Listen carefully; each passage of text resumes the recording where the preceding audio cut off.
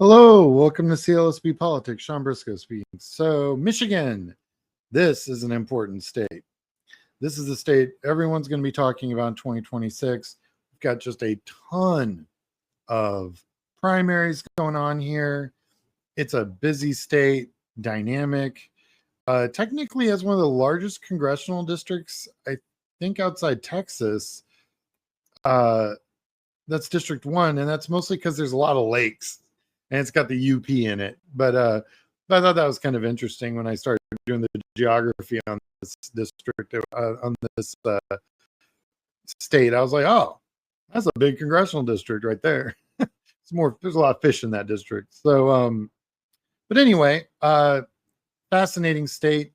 Lots of dynamic stuff going on as far as up and down the ballot. They've got a lot of caucuses going on for their Democratic nominees. And there's 13 congressional districts in this state. So this is a big state. And I'm only pulling some of the busier primaries and districts as far as how many people have actually filed. But I would fully expect there to be a lot more filing between now and the first real posting post FEC deadline for running for office. So this is really just the beginning. And we've got, races here that are 70 in the mid 70s Democratic, voting. And then we've got stuff that's in the 50s and then the 30s. So it's like all over the spectrum. And I think you're going to see a lot of surprises in this state. And I'd like just to talk about a few of them here.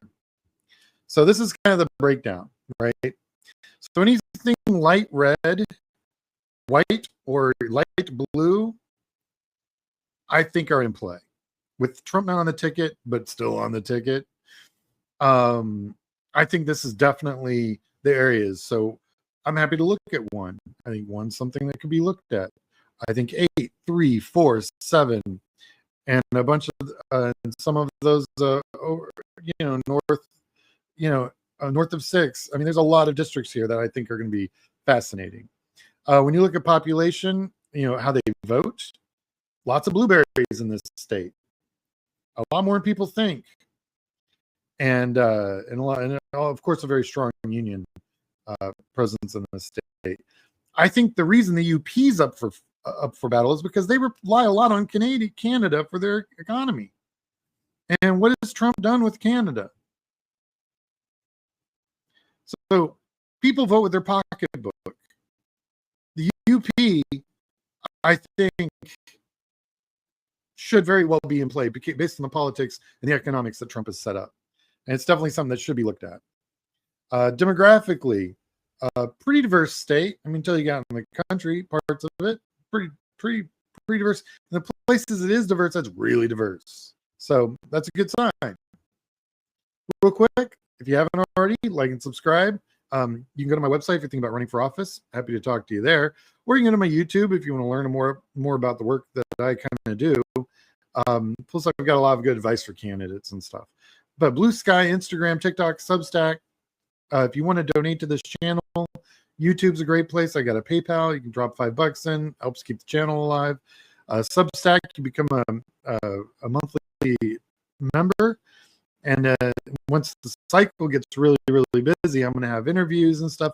You'll see them first there before they go anywhere else. I'll have Q&A, live Q&A on my Substack for people that might be interested in asking me questions directly. And that's all if you're a paid member of my Substack. So that's all stuff in the future. All right. Let's talk about that Upper Peninsula a little bit.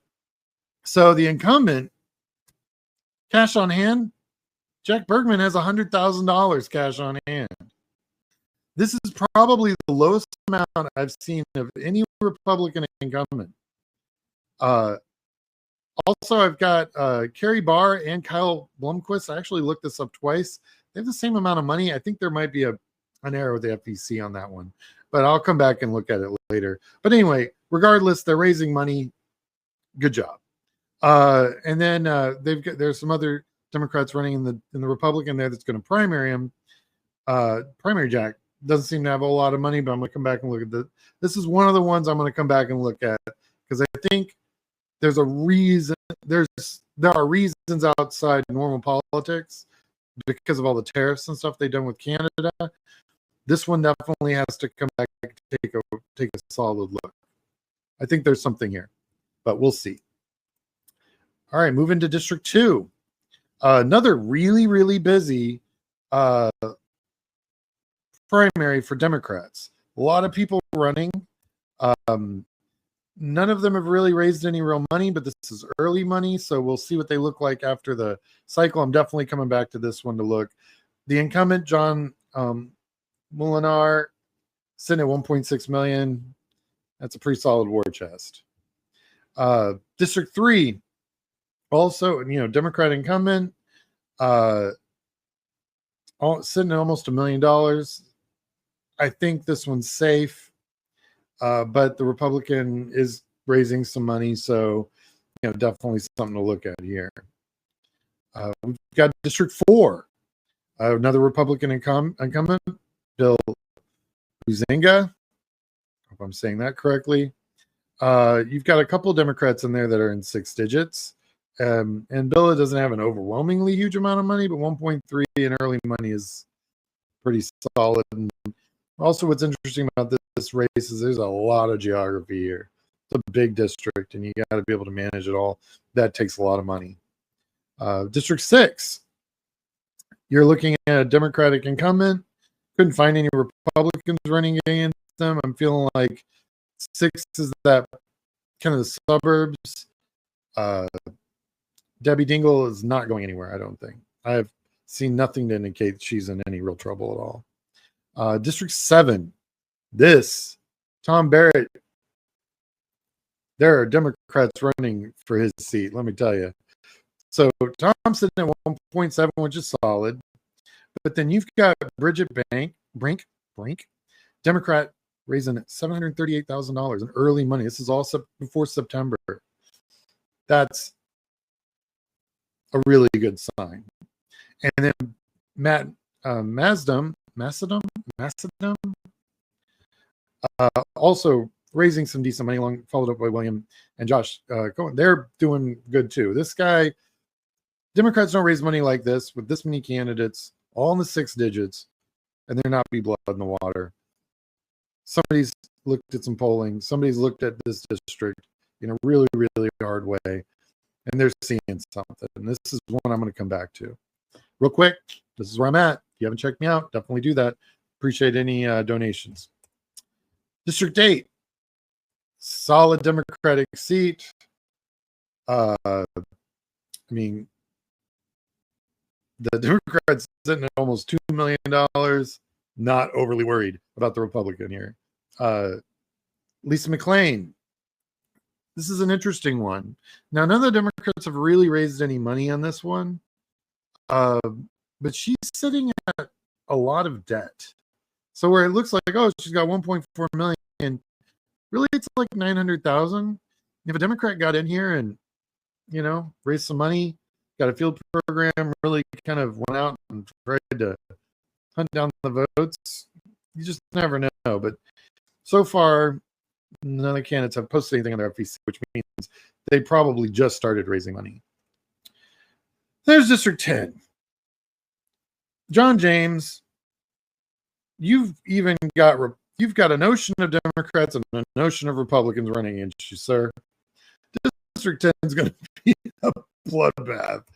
John James is sitting at 1.6 million, which is kind of normal and solid. But then you've got Democratic candidates that have raised over $500,000.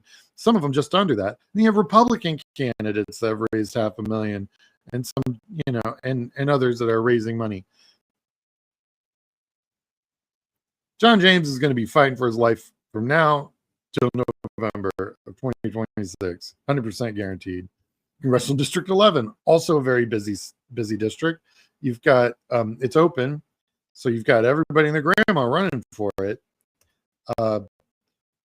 and not huge amounts of money have been raised, but the Democrats by far are outraising the Republicans. This is a pretty good, solid Democratic seat, and I think it's going to be a Jeremy Moss, Don Uford kind of battle off, and they're both on. It would not surprise me if they both haven't raised about $1 million by now. District 3. This is another interesting race. Democrat incumbent. You got sitting at $11 million in debt. Cash on hand of 8.3. This is the weirdest incumbent seat I've seen, money-wise, campaign finance report-wise. I think there's a problem with the FEC data on this one, because this is telling me she's underwater by 2 million. That just I've not seen this anywhere else. This makes me feel like somebody put something in the wrong column.